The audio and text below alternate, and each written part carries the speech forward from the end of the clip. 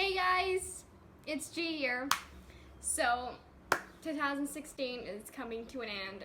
Hallelujah freaking Luya, because it's been a pretty freaking sucky year. Like, very sucky. Sucky, is that even a word? I don't know. 2017 is almost here. And just to close the year with some good things that came out this year.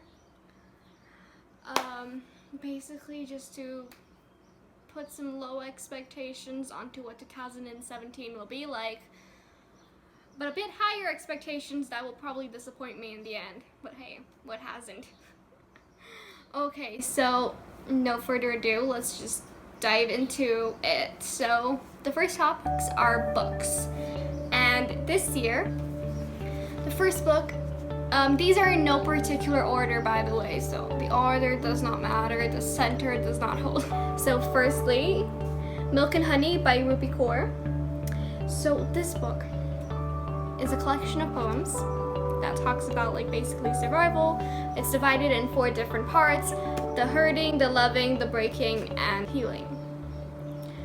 Honestly, I cannot put into words how beautiful this collection of poems are, how much I loved it. I read it in one sitting when I got it, and honestly, the thing is, this book, it's not just about reading it, because there are pages where literally it's just one sentence and it will hit you so close to home. Like, I cried while reading this. Like, you get to a certain page and it's just gonna speak to you, and it's gonna move you, and it's gonna make you cry, it's gonna make you feel things, and that's what's so beautiful about this book. Honestly, Kaur is such an amazing writer, and honestly, this book, I loved it. I cannot wait to have new things from her as well next year, hopefully, whenever, really. I love her to death. Honestly, Milk and Honey is amazing. Even if you don't like poems, even so, you should read it. You should. Honestly, it's going to move anyone, really. It doesn't matter if you hate or despise or love poems, it's going to speak to you, and you better listen to it. Yeah, the 6 of Crows duology. Like, yeah. Okay, so I know technically the first book came out last year, but I postponed the hell out of this, and I only read it in the first part of this year. So yeah, I regret it so much not starting it sooner. But the second book that came out in September, honestly, it's amazing as well. Certainly unfreaking believable. The first book, it's about Kaz Brekker. He's a criminal prodigy, and basically he's offered this job to complete this impossible heist, and he gathers a bunch of outcasts just like him to do this heist. The thing is, a lot of things happen. Characters are lovable. You will honestly love them all. I'm not even joking right now. Honestly, you'll love them. You'll love them to death. You'll kill for them. You'll die for them. Honestly. And if you haven't read it, you definitely should. Illuminate and Gemini, actually. I only have the second book with me because I lent it to my friend to read it during vacation, so she could cry with me.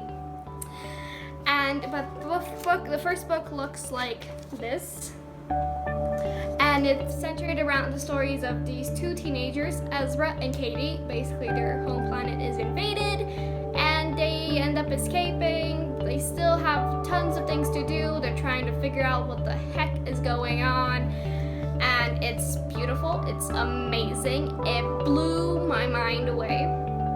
The first book, again, I finished it in January of this year.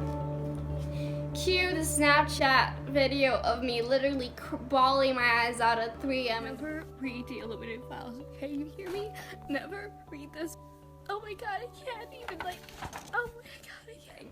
And it broke my heart. And then it sewn it back together. Because, yeah, that's me.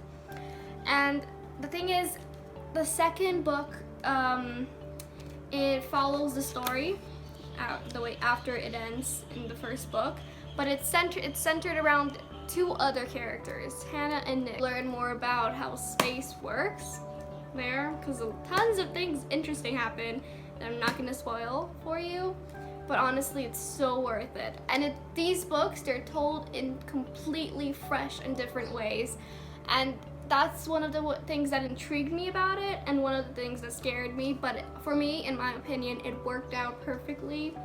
It added to the story, and it's told through IMs, hacked documents, spaceship manuals, and it's amazing. It's, oh my god, it's a roller coaster of emotions.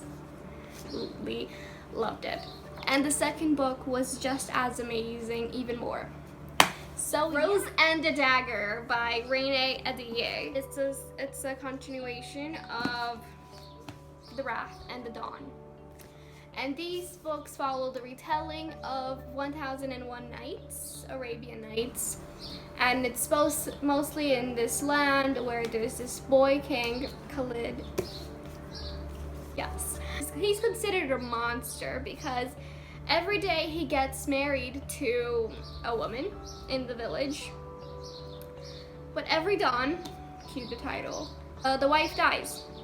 And he gets another one the next day, the same thing happens to the other one. And then Shahrazad's best friend dies due to that. So in the end, Shahrazad, she volunteers to become the new wife as a way of exacting revenge on Khalid, boy king, so she can kill him. And every night she starts telling him stories, and she never finishes the stories as a way of like staying alive, and he ends up keeping her alive, and in the end she starts figuring out new things, how nothing is really what it seems, like basically the truth about why this happens, why the king is the way he is, and it's amazing. And the second book was just as amazing. It picks off after the first book. It was a roller coaster. I loved it. I cried, I laughed, I died, and it came back to life. And honestly, the characters, they're just so well written, in my opinion. Like Khalid and Shahrazad, they're so amazing. And there are some scenes that are kind of steamy. So yeah, PG-13, PG-17, PG something. Be careful when you're reading it. Amazing. I love them. Rose and the Dagger. Yes. So if you haven't read the series, you definitely should. I have a weakness for retellings when they're done well, and this one, in my opinion, was, and it was done in an interesting way, and I loved it. We've got The Female of the Species by Mindy McGinnis. This book, basically, I came into it not knowing exactly what it was supposed to be. Like, I had no idea. None. Zero. Zoho. It's about rape culture and the effect of rape cultures, and it's so true, so realistically done. It's amazing. Like, this book, it's not comfortable to read, like, at all. There were some parts where I was kind of mildly, they're gory in a way, I'm not gonna lie. And honestly, do not read this book while you're eating. I'm kidding, but not really. I laughed at some parts, but then it was kind of like a laugh, like, this is funny, but more like, oh my god, this is so true, I see it every day. I mean, it was also funny, but it was also in this sense. It's a heavy book, but it's a really good book. Like, if you haven't given it a try, you should. You definitely should. And this cover, like I said before in the previous video, it's just so gorgeous. Yes. Lastly, for books, I read You by Caroline Kepnes. This book. It originally came out a while ago, and it came finally, and I read it, and this book, I only knew two things about it. I knew that it was A, second person, and B, that it was creepy as hell. And after reading it, I have to agree. Yes, yes, yes, it's so creepy. But it's creepy in the way that, just like the last book, it's uncomfortable as hell to read. Like, it's super uncomfortable to read. There were parts where I just had to close the book and walk it off because, honestly, since it was second person, you kind of, like, there were some things that the narrator, which is this guy, Joe Goldberg, who becomes obsessed with this young aspiring writer in a very extreme way, like very extreme, extremely extreme. Like, there were some things that he would say, the narrator, and I would feel disgusting while reading it. Like, I would feel so disgusted. It made me feel something, and it was a very new experience in a book. Like, it was something different. And I absolutely adored it. Honestly, I talked to one of my friends about it. She doesn't really like reading that much, but when I told her about these stories, she's very interested into like creepy stuff. She was like, oh my god, I have to read it.